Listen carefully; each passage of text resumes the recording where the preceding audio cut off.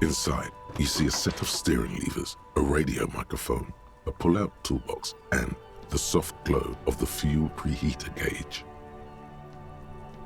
All right, ready? I turn, you press start. It's next to the preheater. The dashboard lights up with orange glow. The rounds per minute gauge jumps, and the engine of the Caprice Canela comes to life with a whiny growl.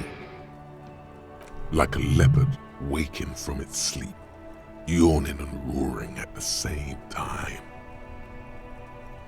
The lights unfold with a little click, casting electrical light onto the ground before the vehicle. There you go. I'll turn them off from the remote once you're done. We just need to stand in front of the machine now.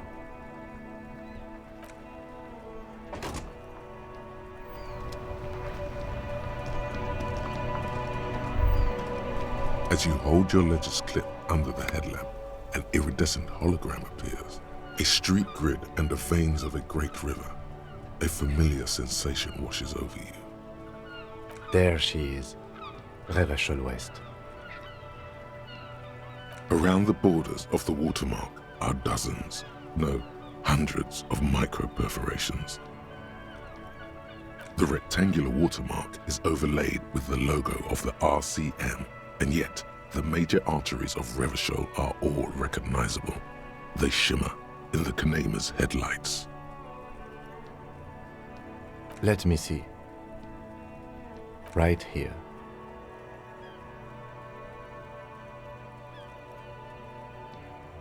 No, it does not. There are many of them, and they are divided into 3 separate rows. The first row has 18 dots. The next is the longest. It runs all the way around the border, and then some. You count 216 perforations. Considering that nice, large number, a wave of pride washes over you, though you can't say why precisely. The last row has 3 perforations. That's it. Those are perforations. They represent your record as an officer of the RCM. They are your statistics, as it were. I should have guessed you'd keep a record. Officers often do. Let's take a look. Alpha male officers who are proud of their numbers often do. It's meant. The first row represents your years of service. 18 years. Okay, not bad at all. What did you do before you volunteered?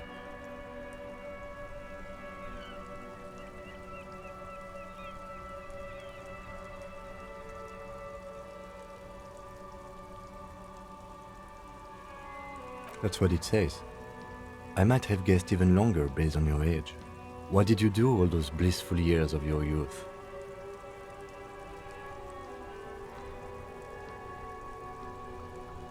No shame in working a regular job, detective. Sometimes after a long day of doing this, I even envy it. Let's move on, shall we? This next row, the one that wraps all the way around, is your number of closed cases. Closed is good. It means finished. You've got, let's see... Wow, more than 200.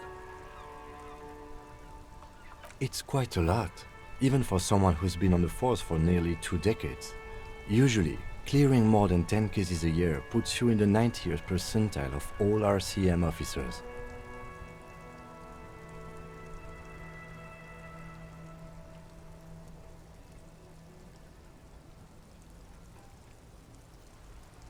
Right. Those are your confirmed kills. You've got precisely 3 perforations there.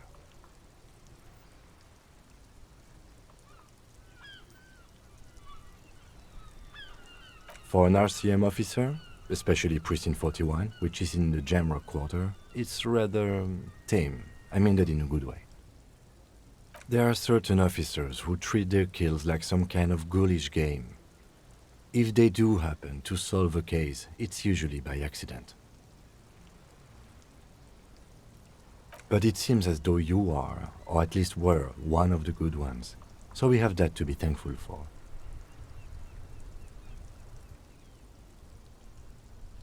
Yes. Everyone has their own method of coping. Some more effective or self-destructive than others.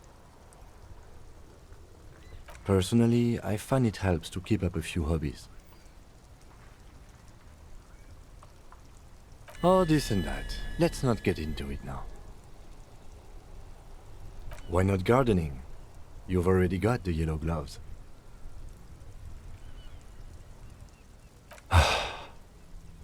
If you want to pour out the booze you've been carrying around on duty, I'm certainly not going to stop you. As you will. The lieutenant nods. Right. I'll go turn off the lights.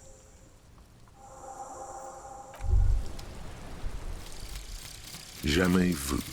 Derealization. Jamais vu. The opposite of déjà vu. Not already seen, but never seen. Everything that should be familiar appears strange and new, like some half-forgotten day in your childhood. Only now. That's the feeling you've been having. And for who knows how long. You should go and ask Joyce Messier about this. What world are we in? This is a fundamental question.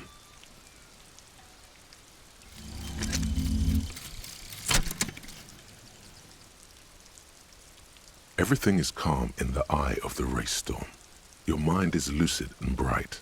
The mind-bending phylogenetics appear more distant and, to be fair, a little ridiculous. The great race mystery has cleared up. All that's left to do is verbalize your thoughts. Go and talk to Measurehead about your newly found insights.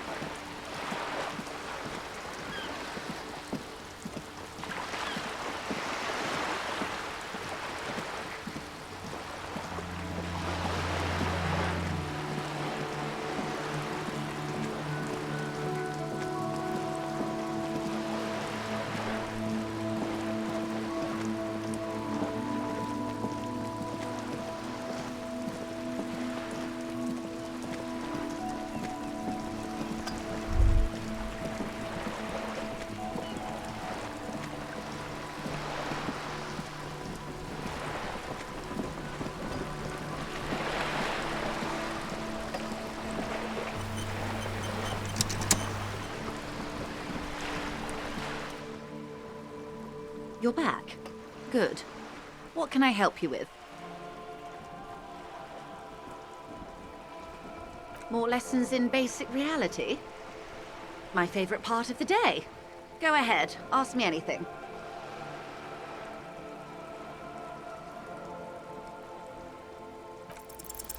What is all of this? The scent, the sound, the air. What world?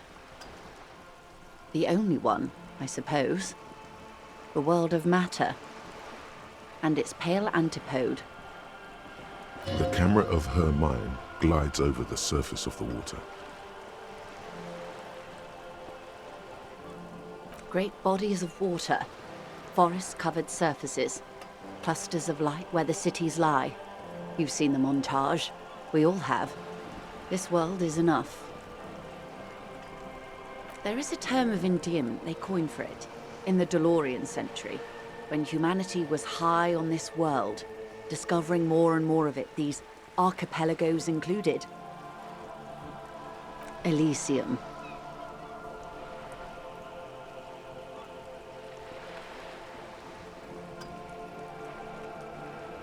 It does.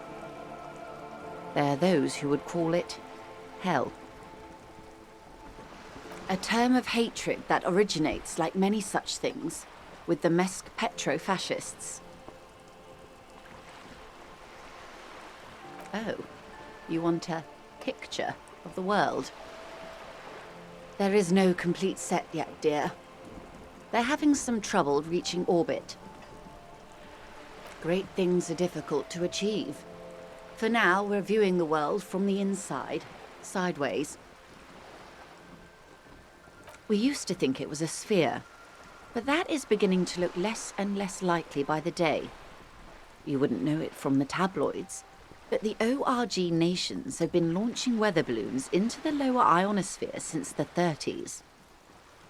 ORG, Occident Revichol-Grad. There's a steadily increasing trickle of images. Between the big three scientific contributors, they're piecing together a dark grey corona. Yes. Pale covers 72% of the surface.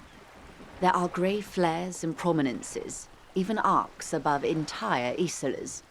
The images are blurry, but if there was a sphere in there, it certainly looks like it fractured a long time ago. They say there is a rarefied envelope of matter surrounding the darkened disk of our planet. That is, if we are still living on a planet. Or, to speak more plainly, imagine vast swathes of land disrupted by nothingness. I am sorry, Detective. Philosophically speaking, it must sound quite terrifying. Even scientific positivism isn't entirely convinced about what we're dealing with here. But this is one of the greatest questions of our time.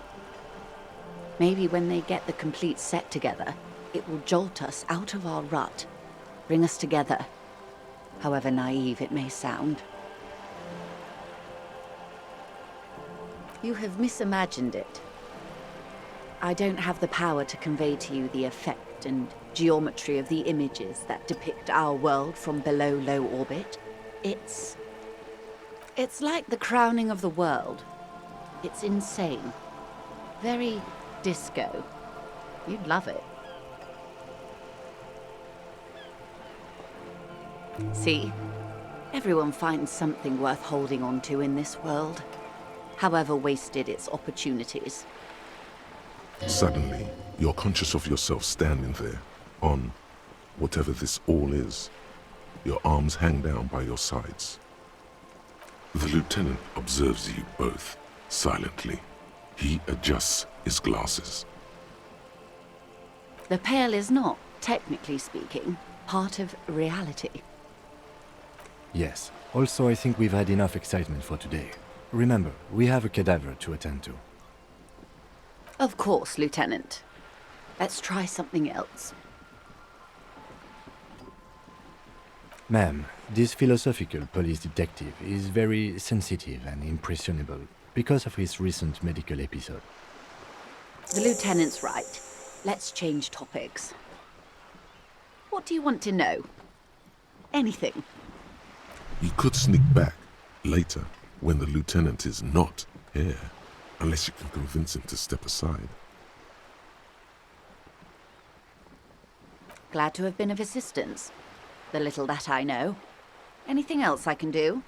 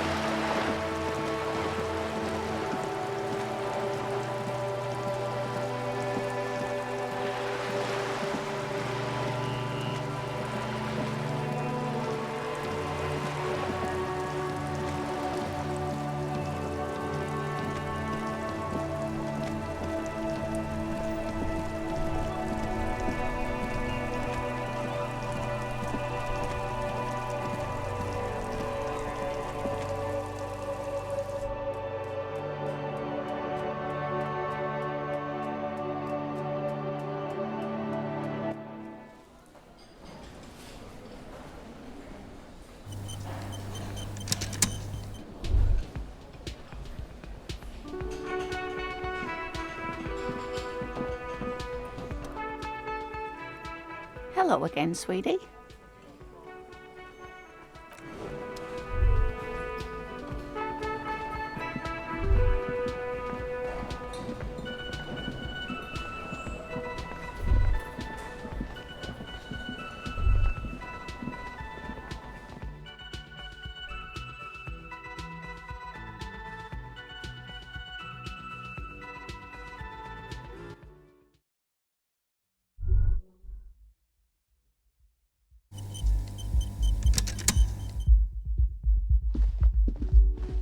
The door is closed. There is no answer. You hear the shower being turned on, somewhere inside. A tremendous loneliness comes over you. Everybody in the world is doing something without you. The door is closed.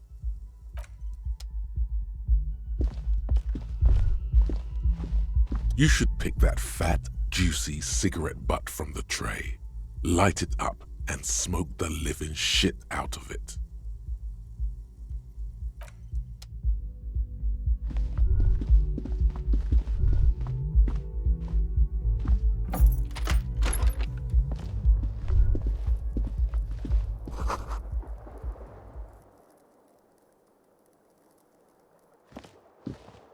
The bed is cold and not particularly inviting, but it's yours. The sheets look awful.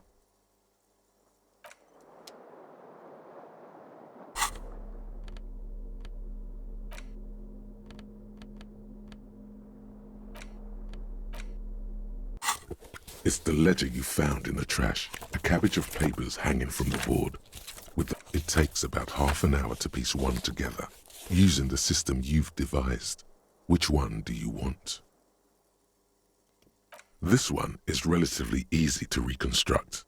Overnight on 1202, a graffito, nay, a mural, appears on an 8-story tenement overlooking central Jamrock.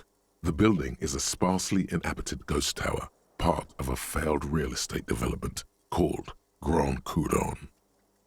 Cause of failure, rent too high. The mural is enormous. 2 silhouettes, a man and a woman, are kissing. The text cut into their form reads, "True love is possible only in the next world. For new people, it is too late for us. Wreak havoc on the middle class." People call it that thing and that fucking thing. It's visible for miles. In 2 days, the station's complaints desk gets clogged with requests to remove the bummer. You and your partner are assigned to the case.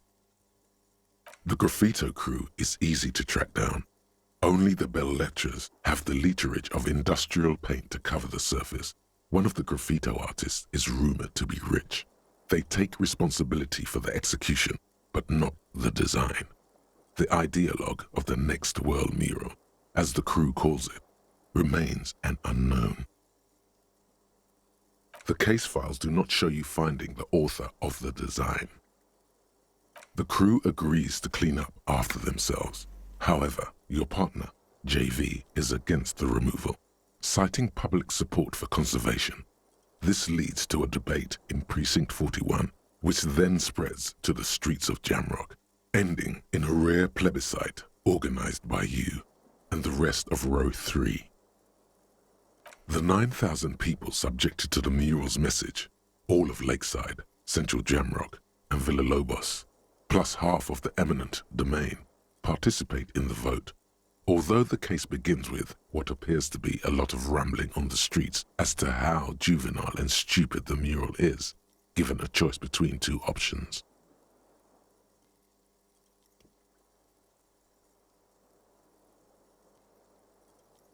A staggering 78% of voters choose to keep it. Turns out the opposition were a loud minority, and that love truly is possible in the next world for new people, and it is too late for us.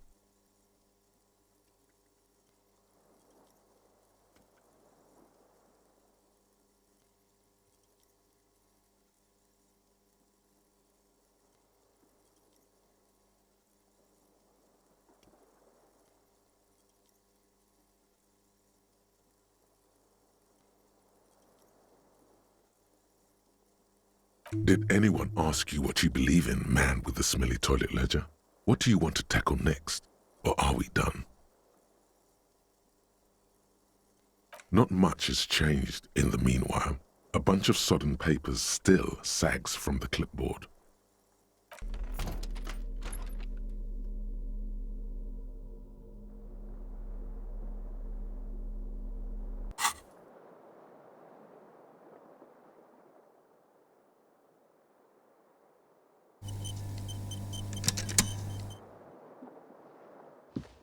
Yes?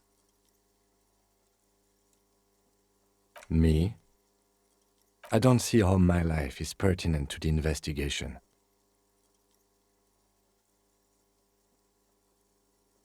That's a fair point.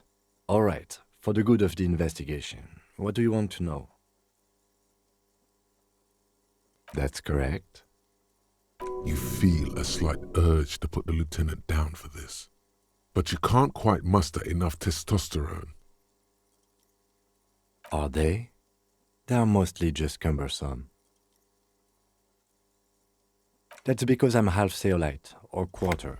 My father's father was from Seoul. So was my grandmother, but from my mother's side.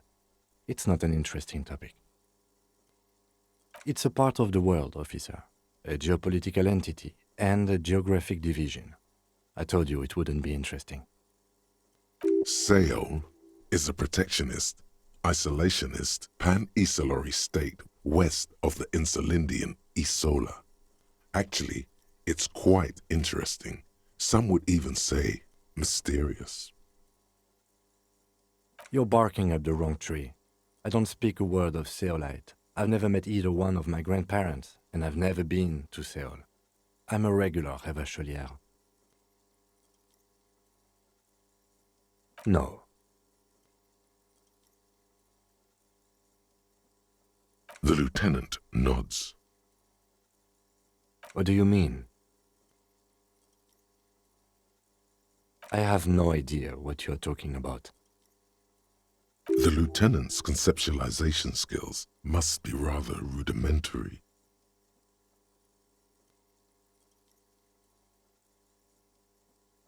I can't say that it does, no. When I need to think, I just use my notebook. The lieutenant produces his small blue notebook and idly thumbs through a few pages. We all have our different mediums. His is written. You're super lucid, yet psychedelic. You don't need office supplies to connect to your nervous system. You're special. Good. Let's change the subject.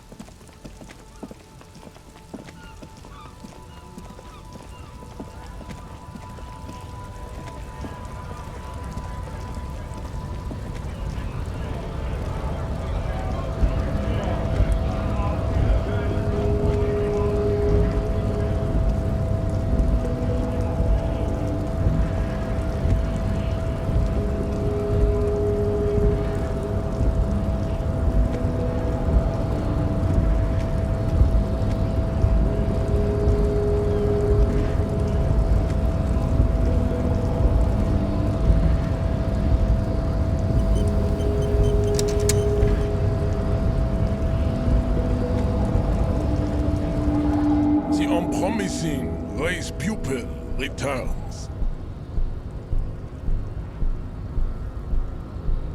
And look,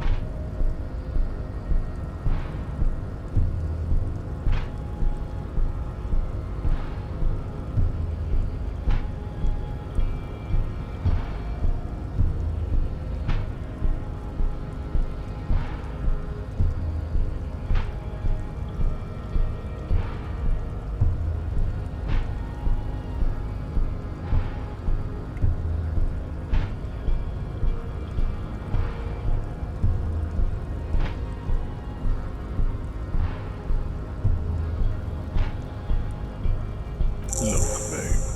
The rich man has humiliated and emasculated this couple.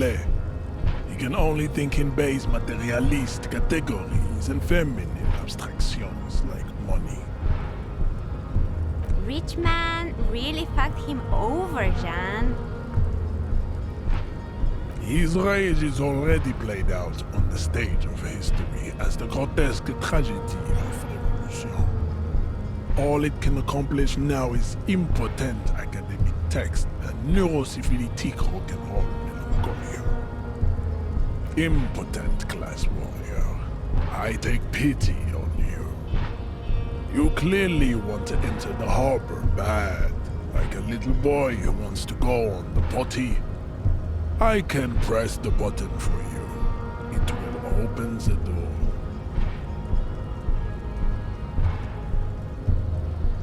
Very well. You may enter the door once.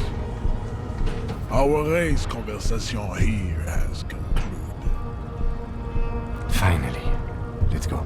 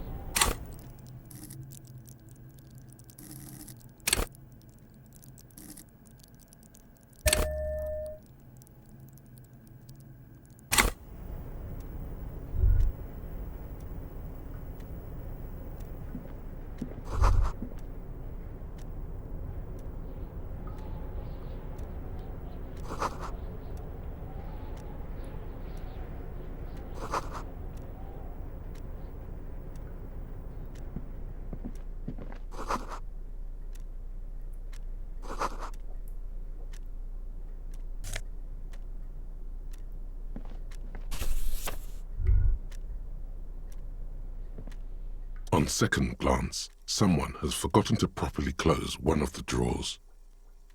It's unfortunate for the Union to just leave their paperwork lying around like this. The drawer opens smoothly. Inside is a well-organized selection of brown folders.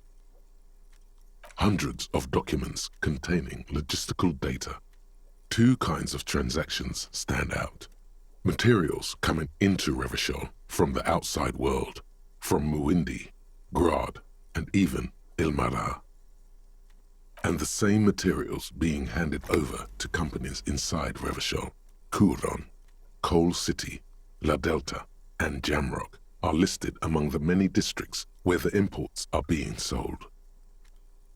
It's hard to make sense of this thicket of company names, dates, quantities, and percentages.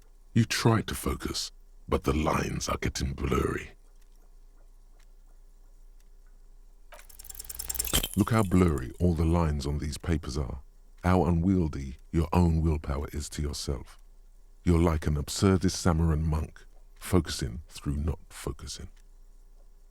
Hermeneutics was almost within your grasp, but now only vague letters float before your eyes. Less meaningful, but aesthetically more pleasing.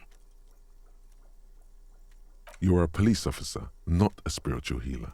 You can focus the normal way by turning your attention to something and not letting go.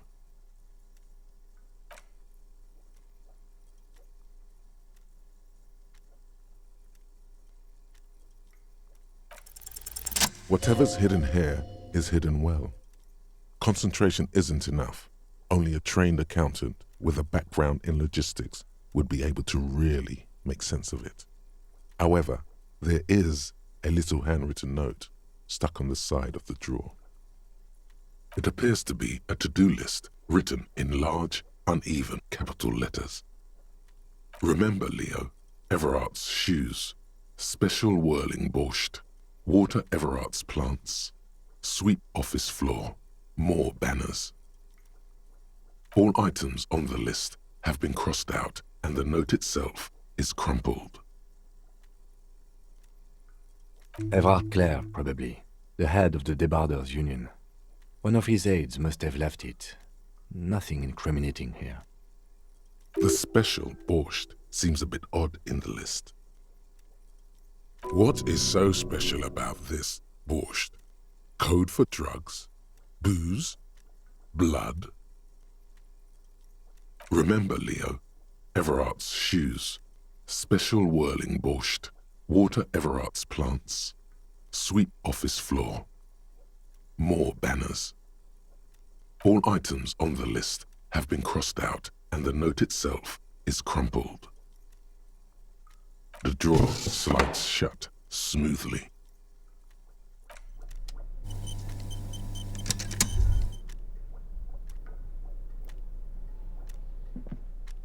We should think about calling it a day, maybe. The nights are still miserably cold this time of year. You should take care of that, then. Let's talk to him anyway. An officer of the RCM shouldn't be sleeping in the street. We'll figure something out.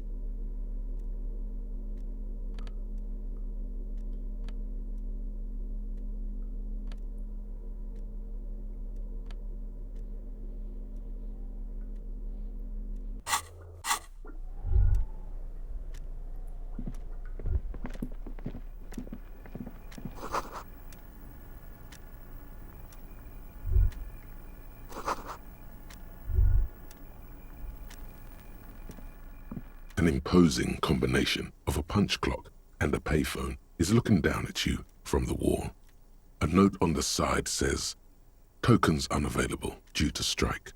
Use change."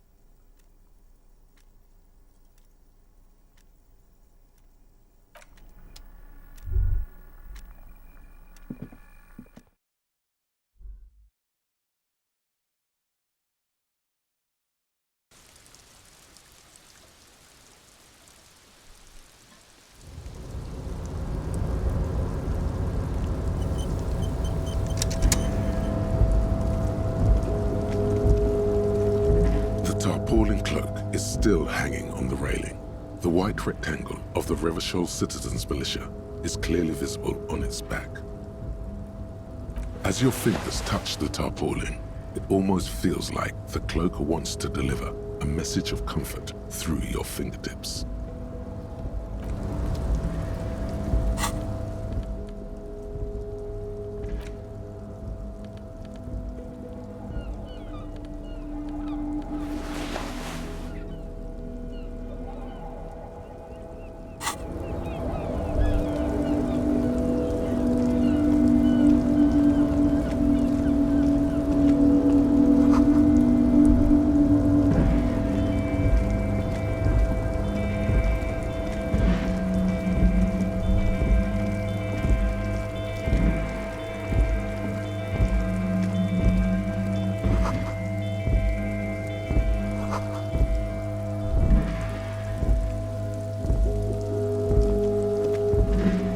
This is the night watchman's booth.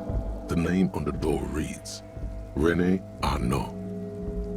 Listen, it's okay to take a few minutes to yourself. Sit down and have a breather. If you must. But please hurry. We are pretty easy to spot up here. Nothing incriminating catches your eye. The cabinets are clean and their sparse contents meticulously organized. There's a framed photograph on the table. Looks like the inhabitant is rather pedantic when it comes to order. Let's get going. The entire neighborhood can see us up here.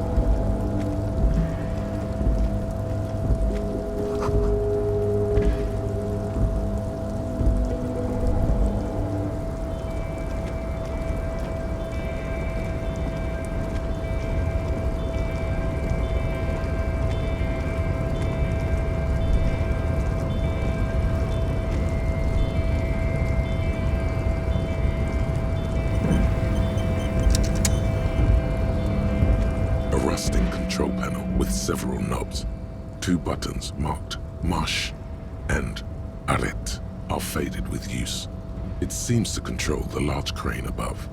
A container is attached to its hook block. Allumer on, éteindre off.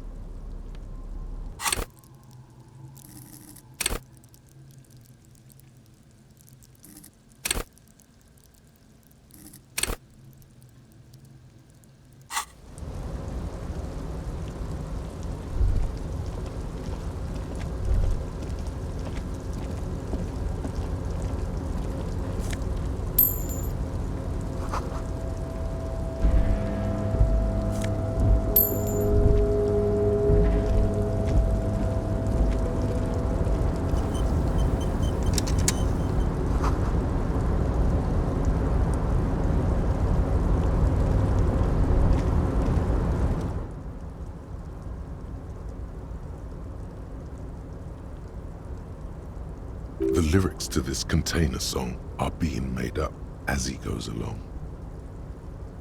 The accent is so thick, it's impossible not to notice he's Ubi, from the vanishing peninsula of Ubisund on Muindi. Container, container, used to be Wild Pines. Container, container, now belongs to Everard. Everard, he looks after everyone. Huh? Well, hey there. How can I help you, mister? I see you are not a union man, mister. Did you get lost? You're not one of them scabs, are you? I mean, I don't personally mind. Folks is just folks, you know, and folks gotta eat.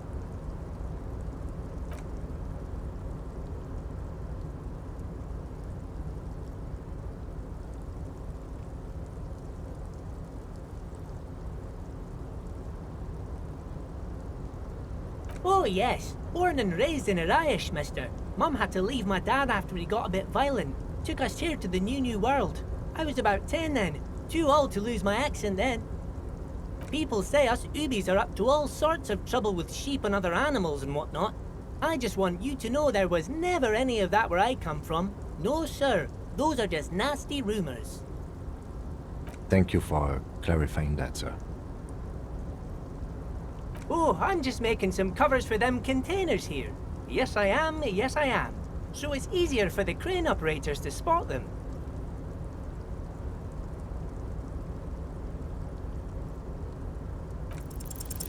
Everything is so pretty and red.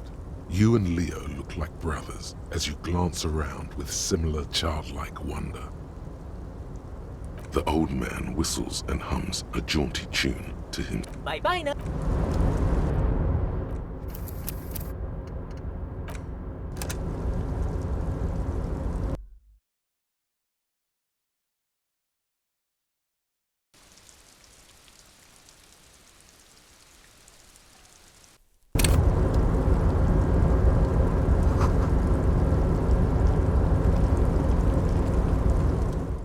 The lyrics, the accent, Container, Everard. I see you are not a union. I mean...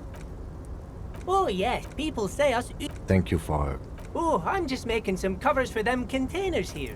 Yes, I... The containers in the yard are green in Wild Pine's livery, and the mountains rising behind Leo is all red in Union colors. It's like some red infection was spreading outwards from the container yard's core. There appear to be cisterns underneath the Union container covers.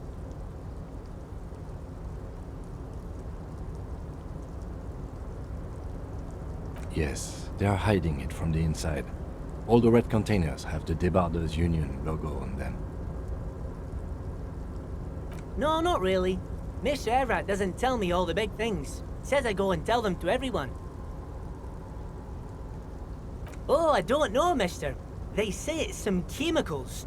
Most of them have labels on them, I think. Oh, no trouble at all, mister. No trouble at all. Oh, most of the guys are down at the gates, keeping the scabs from coming in. We're on a strike. The whole union is. You don't have to work when you're on strike. Ha! We haven't worked for 2 months now. So no one is working? Not everyone is down there, of course. Mr. Everard is in his office, where he always is. And Jean-Luc is guarding the gate. But Titus and his boys got into some drunken trouble and Everard sent them on a nice vacation. For a week or so.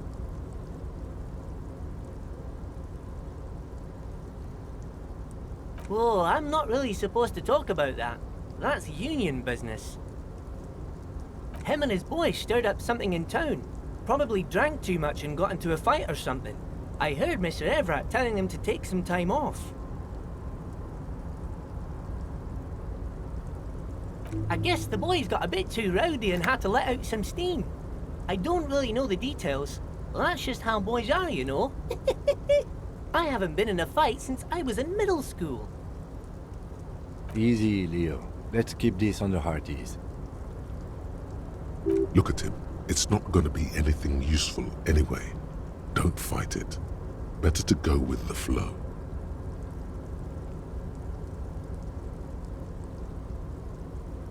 Too late.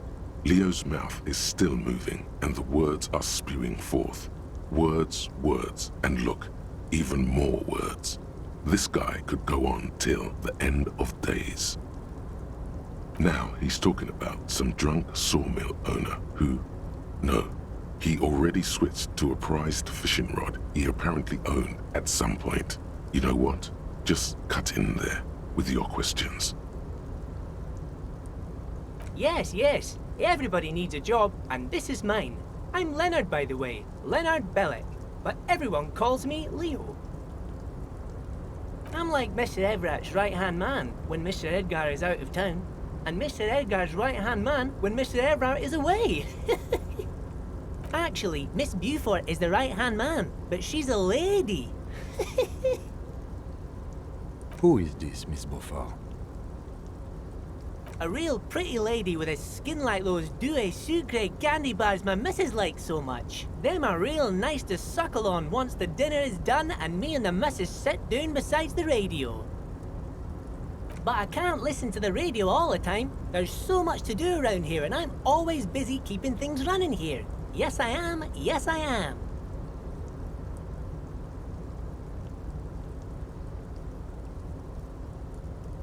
Oh, Lizzie. She is a real sharp tool. Mr. Everett put her through some fancy school and everything, east of the river. 4 years she was gone, and when she came back, she was all fancy and lawyerly. He respects that word. That's obvious. But she's a real nice girl. Grew up in this here neighborhood, knows everybody and gets along with everyone. Real pillar of the community one day, I'm sure. If me missus and me was to have a child, I'd be real happy if she turned out like her. But she can't have kids. Dr. Lemaitre said so, and she knows about such things. Been a doctor for almost 50 years, she has. So Everett trained a lawyer named Miss Beaufort. Interesting. Yes, this place really seems to run like clockwork. Keep it up, Leo. Well, thanks a lot. Coming from you, it means a lot, really. Sometimes I feel some of the guys don't really get how much I bust my ass for them here. But you guys are alright. Oh, yes, yes. I leave all kinds of notes for myself. That old head of mine ain't so good at keeping things in no more. I almost forgot about the borscht. Oh yes, I've been taking special whirling borscht to the men every day since the strike started. It's very, very good. Makes a man feel so warm and happy. I feel like I could take on Mr. Renadan's boar dogs every time the lunch is done. Power borscht, huh? Never heard of a borscht that turns little guys into dogfighters. Alcohol, however. Yes, yes. I'm taking it to them. The borscht keeps them happy and in fighting spirits. Makes you all warm inside. They brew it in the whirling in rags.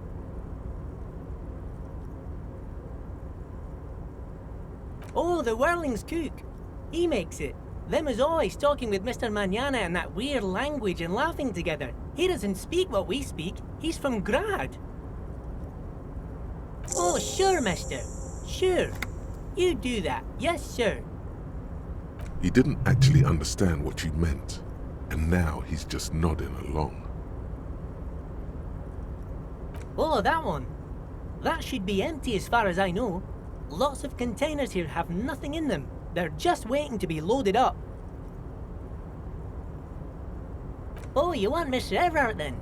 He's an awfully nice fellow, he is. Him and his brother are both nice fellows. They've lived their entire lives in this here neighborhood. Guys like Mr. Everett and Mr. Edgar, his brother, are real good guys. Made Martinez what it is today. Mr. Everett and Mr. Edgar and I went to the same school, we did, when we were boys. Oh, Mr. Everett is usually in his office, of course. But he already left for the day. He always leaves around 10 p.m. Bye-bye now.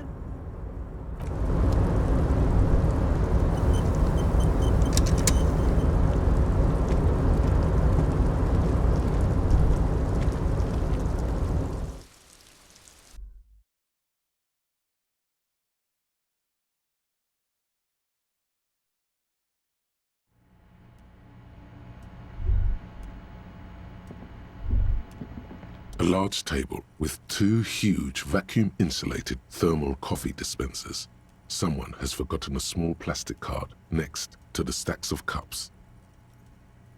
You snatch up the red plastic card. It features a black contour of a crane lifting a container. The name, Etienne Hogarth, is written in the middle. Below it, in smaller text, member of the board. It comes with a magnetic strip meant to open electronic doors.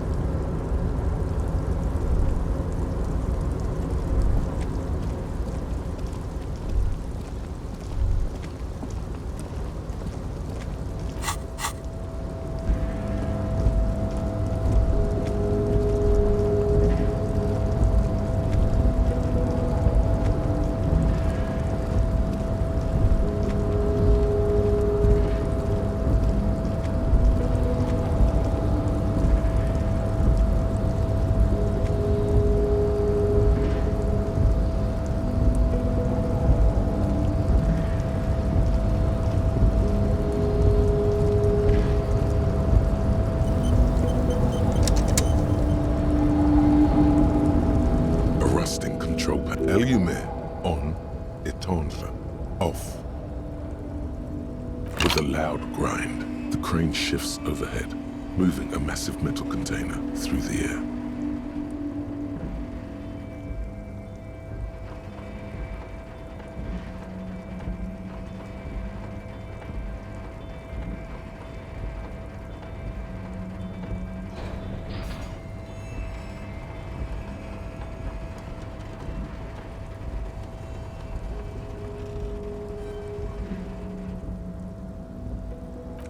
With a surprisingly quiet thunk, the crane places the container down. The harbor sleeps as the strike rages in the distance. The crane can rest again, now that its purpose has been fulfilled. The rusty control panel grows warm to the touch, then grows cold. It is finished. A faint smell of burning rubber reaches your nostrils. A short circuit. I can't see how that was worth the wreckers, except for seeing the crane in action, which I admit was satisfying.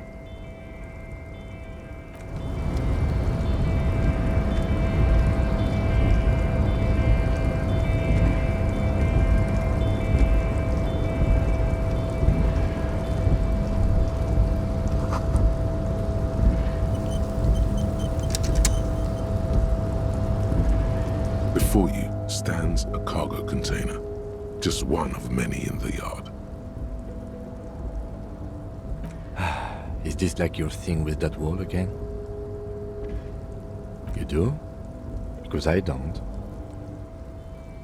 There are a million containers here. Why are you fixating on this one?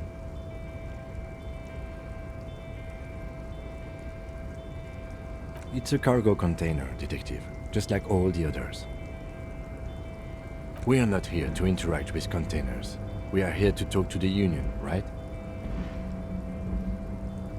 You attempt to turn the handle, to no avail.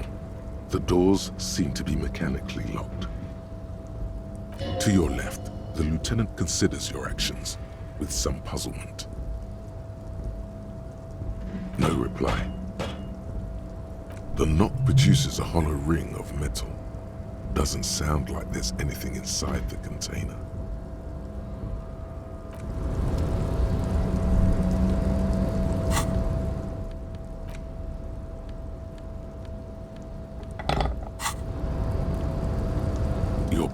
before the cargo container. Its drawer has not less.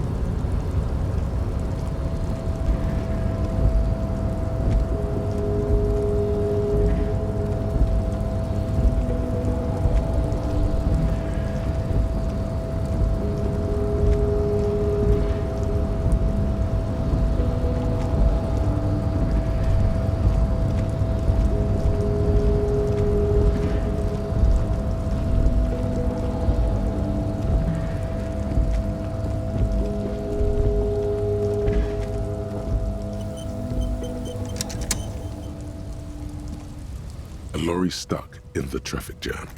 This big, heavy Grad-made machine is well kept for such an old machine. The windows are clear. They've been recently washed. You can see a lorryman's cabin with personal belongings, stickers, insignia. The driver has adorned his space with a substantial collection of peculiar paraphernalia. Proclamations about honor, strength, and purity are glued to various panels. A large metal pendant hangs from the rear view mirror. The pendant features a sun crowned with wavy rays. It is the seal of Royalist era Revachol. The back end of the cabin has a small perch to sleep, large ashtrays. There are several suns and wheels sewn into the curtains. A book with ragged edges catches your notice. The front cover features a large, muscular man. The title reads, Man from Eamdal in the Lost City of the Pygmies. Racist nationalist paraphernalia, not unusual in this part of town. This is our guy.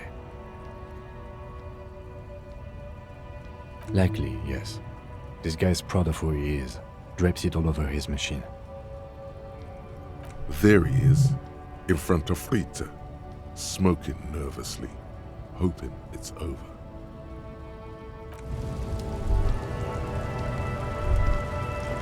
A Stars Ryko, one of the finest Zhimsk-made motor carriages ever. An oldie, but a goldie. Not many people outside of Grad, and Revachol West too, it appears. Estash Ryko KK2. That's a classic model. Never thought I'd see another one repainted after what happened last time.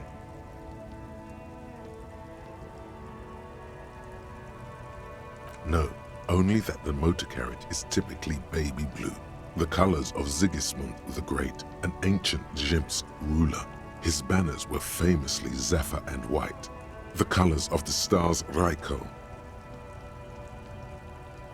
An old case for my precinct. A couple of Zhimsk migrants saw a Staj Ryko stopped in the street, painted just like this, muddy brown. Murdered the driver on the spot.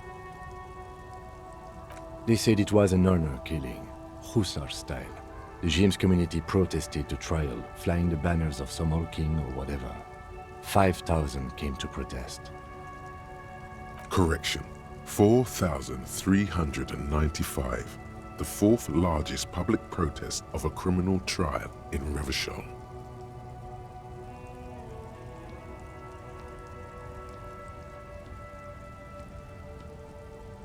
People we are paid to protect.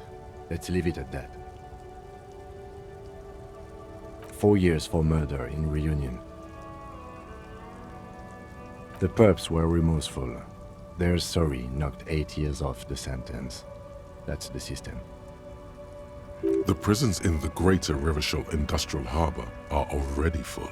Prisoners are expensive to maintain. The longer the sentence, the larger the cost.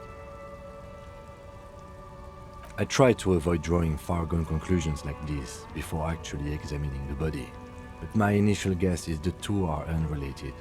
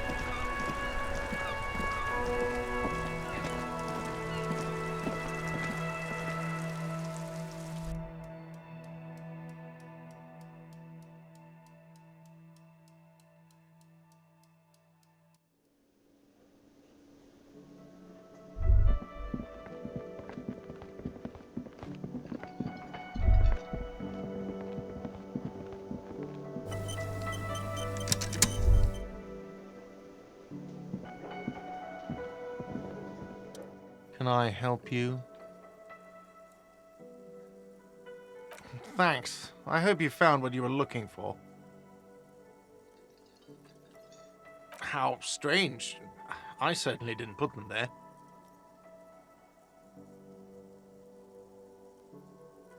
Sylvie had the keys before I got here, and I can vouch for her.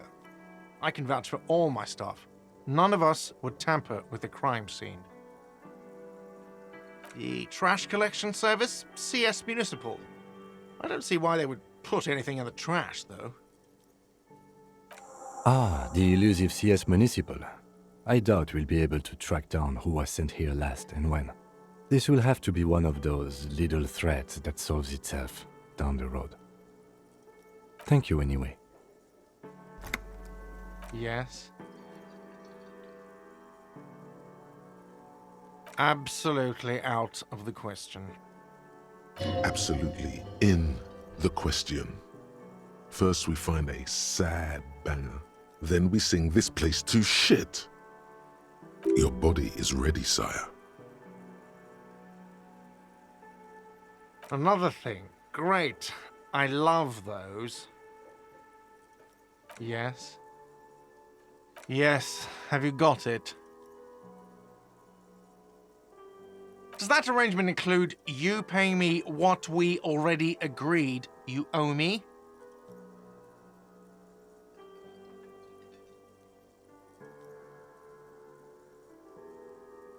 I understand your predicament as the manager.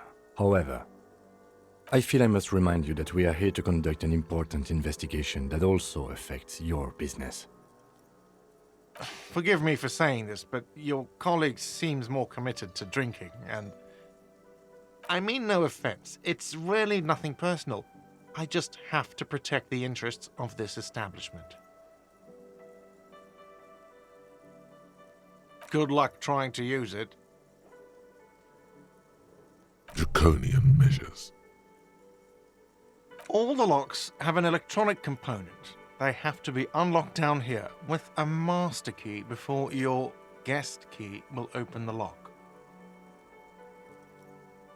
Not until you bring me the money. Okay, I might have something in my motor carriage we can use when you're done here. Oh, Lieutenant, we're done here.